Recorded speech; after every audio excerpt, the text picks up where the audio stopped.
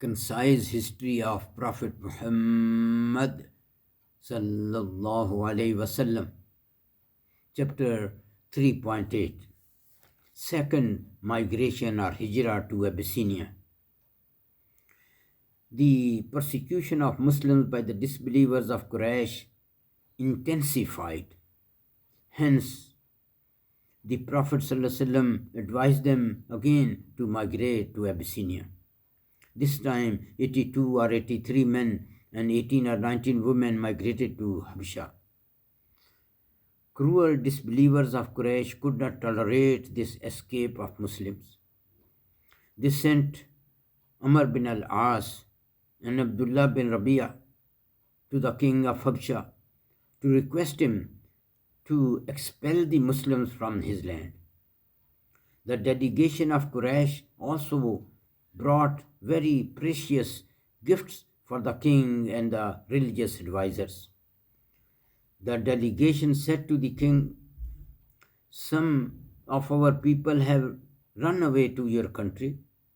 They have coined a new religion. Please hand them over to us so that we can take them back to their country." The advisors of king supported the cause of the Quraysh delegate. The Muslims immigrants were brought in front of the king and his bishops to hear the story from their side. When Muslims arrived in the court of the king, they did not make prostration to the king. When they were questioned about it, the leader of the Muslim, Jafar Dilano, boldly explained, "We do not make prostration to anyone except Allah. We greet even the Prophet ﷺ with salam only." Then Jafar requested the king to grant him permission to ask some questions to the Quraysh delegate. The king granted the permission. Jafar said, "Are we slaves who have run away from our masters?" Umar said, "They are not slaves, they are free people." Jafar said, "Have we killed someone unlawfully? In that case, we should be handed over to the survivors of the killed person." Umar said, "They never killed anybody." Jafar said, "Do we owe any money to someone there? If so, we are willing to pay him back." Umar said, "They do not owe any money to their country people." This dialogue showed high moral character of immigrant.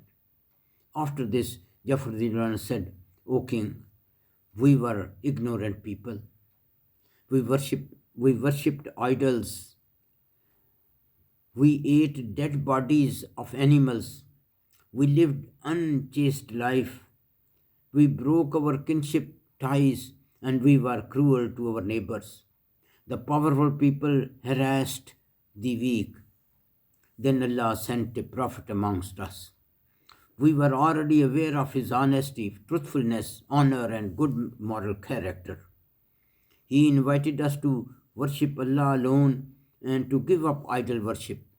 He advised us to speak the truth, to be faithful to our trusts, and to deal with our relations and to deal with our relatives and neighbors respectfully. He forbade us to tell a lie, not to consume orphans' wealth, and not to blame chaste women. He ordered us to offer prayers, to observe fast, and to pay the poor due. When we follow his teachings, our people became upset with us and inflicted extreme cruelties upon us. We have come here to your country to save our lives and belief. If our people were not cruel to us, we would have never left our country. We hope that we are treated fairly here." Najashi, the king of Habsha, asked, Do you have that which your prophet brought?" Jafar said, "Yes, Indeed, Najashi said, read aloud part of that for me. Jafar Dilano recited the first part of Surah Maryam. On hearing this, Najashi and others who were present there broke into tears. Najashi said, This is this and what Isa brought have same sources. This and what Isa alayhi salam brought have the same sources. Then he said to the Quraysh delegates, You should go back home. I'm not going to hand over these people to you. Amr was very smart statesman. Next day, he said to Najashi, These people have very wrong beliefs about Isa alayhi salam. Najashi again brought the Muslims to his court to question on this. Jafar explained, according to our Prophet, Isa is an obedient servant of Allah and his prophet, and he is his prophet too, and spirit and word of Allah. Upon hearing this, Najashi declared that Isa was not more than what Jafar said. Then he turned to Muslims and told them, You may live peacefully in my country. And he returned all the gifts of the Quraysh delegation, and they returned home totally defeated and highly depressed.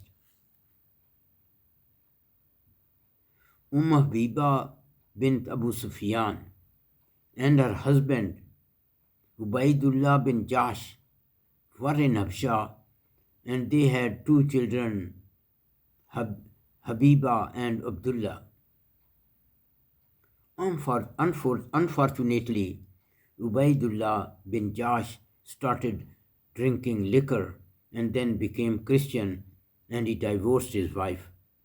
On hearing this, the Prophet ﷺ sent a marriage proposal to Habiba, which she gladly accepted.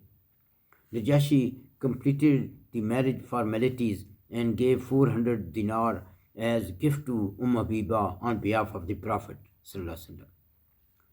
He then arranged to send her to Medina to meet the Prophet ﷺ. After some time, this King Najashi died, and the Prophet ﷺ performed his funeral salat in Medina. ربنا تقبل منا إنك أنت السميع العليم وتب علينا إنك أنت التواب الرحيم